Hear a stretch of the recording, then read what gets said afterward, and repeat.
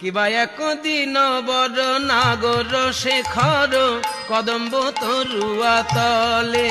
কিবা একদিন বড় নাগর শেখর কদম্ব তরুয়া তলে।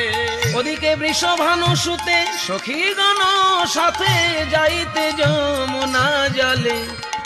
ধনির আনন্দ আর ধরে না গো, আনন্দ আর ধরে না গো।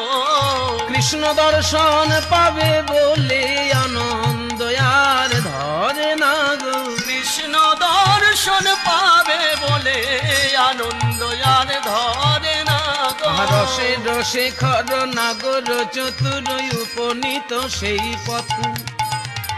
কিন্তু একই, ওদিকে রাধারানীর সঙ্গে রয়েছে কুটিলা, আর আমার সঙ্গে রয়েছে দাদা বলরাম। আমি তো কথা বলতে পারবো না।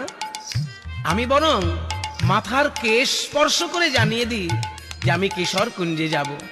তাই শির পরশিয়া বচনেরও ছলে সংকেত করল তাতে। শির পরশিয়া